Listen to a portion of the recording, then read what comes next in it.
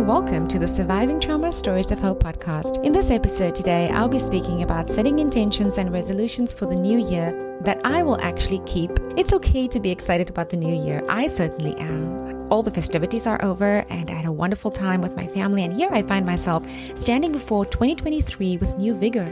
I'm excited for what this year is going to bring and how my life is going to change for the positive. I love setting intentions. I love setting resolutions for the year because I feel like if you take charge of your life and you engage with it in a meaningful way, that's a good way to start. When we talk about resolutions, statistics shows us that at least 9 to 12% of people keep their New Year's resolutions on average. And a 2007 study showed that 12% of people who set resolutions are successful, even though 52% of the participants were confident. In a 2014 study, the reasons for failure that was stated was that people had unrealistic goals, right? They did not keep track of their progress. They forgot about their resolutions, and about 1 in 10 people who failed said they made too many resolutions. The most popular New Year's resolutions that people set every year is to eat healthier, to exercise more, to lose weight, and saving money is the following, but it's not as popular as the others. But luckily, I can say that there is a way to be more mindful with setting intentions and resolutions for the new year to help you achieve everything that you set your mind to. And here, I want to share my steps to setting intentions and resolutions that has helped me in the past. So number 1, reflect on the previous year. I love doing this. And if you've been following on the podcast, then you'll know that last week I published an episode which was all about reflecting on 2022 and the lessons learned. So when I take some time to reflect on prompts that help me to reflect, then, I can give myself some recognition for how far I've come. So when I do that, I always do it from a place of gratitude and centeredness. Without these, it's easy to fall into ungratefulness and unappreciation. And when we do that, we only see the things that are not working out for us. We fail to see the things that are really working out, or the things that worked out in the previous year. So this is not a great place to start when you are facing the new year and you want to set positive intentions and resolutions for yourself. But from this place of centeredness, you are empowered. And so I love to be centered when I do that. I like to reflect and I like to look back and say, what worked? What were the things that went well? What were the things that didn't work? And what were the things that didn't go so well? Number 2, understand your required growth. So I ask myself, how much do you want to grow in the new year? And how much I want that growth to steer me closer to my medium and my long-term goals. Once I'm clear in my mind, I set clear intentions to help me grow. Growth is like a constant evolution journey, right? And I recognize that every year represents opportunities for growth. And so these opportunities can be positive and negative. And so I equip myself with the tools to take on the opportunity to learn the lessons, even if they are challenging. So unfortunately, in my experience, these opportunities and lessons are not something that I have control over. Life is this funny way of just handing them to me. That is why I set these written goals with growth opportunities where I have control. For example, when I wrote my book, I had very specific goals. I knew that I wanted to share my story, and I knew that I wanted to share it in a format of a book. So I set written goals for when I started the journey of becoming a published author. Number 3, transfer the vision to writing. When I write my intentions and resolutions down, I can easily keep track of my progress. If I don't, I'll forget like most of it, and I never reach my halfway mark. I never liked spreadsheets, but now I'm a huge fan. So I transfer my vision to spreadsheets. So in my mind, I know what it is that I want to achieve for that year. So I transfer my vision to spreadsheets.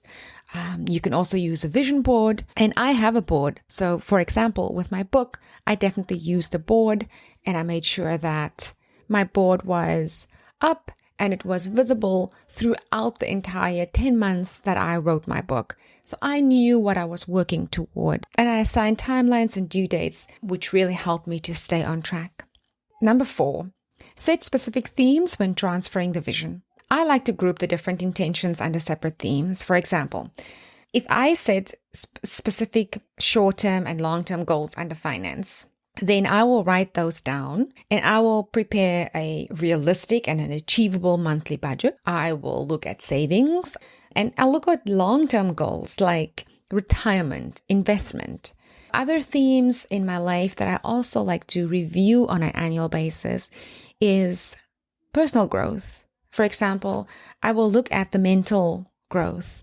I will look at my physical growth, my spiritual growth, my social growth, my emotional development or my emotional growth. And I will write all of these down and I will set very clear intentions for each one of those. And I will make sure that I stick to them. So when it comes to spiritual growth, I will set down clear practices that I know I want to do in my life. But I'm also realistic. For example, if I'm not someone who loves meditation or wants to get in meditation or have an interest in meditation, then setting that intention and not really having an interest in it is kind of pointless because it probably will fall by the wayside quite early on. And so I make sure that the intentions and the resolutions that I set, they are very clear when it comes to these overarching themes. And I make sure that they are achievable. And I don't get to do daily devotion. But what I will do is on the day that I remember, oh my goodness, I didn't do my devotion yesterday because I had to be somewhere really early or I had to do something. Or sometimes you just wake up and you scroll when you really shouldn't be doing that. I will say, okay, let me have a read and see what the message was yesterday. Number 5, hold yourself accountable. Studies on accountability found that chances of completing a goal increase to 65% if you tell someone about the commitment. Now, I can say, yes, I agree with this, but it's even more impressive because those odds raise to 95% if you have a specific meeting with your accountability partner. So when I was writing my book, I made sure I had clear deadlines to hold myself accountable. I made a public announcement and I invited my community to follow along on the publishing journey.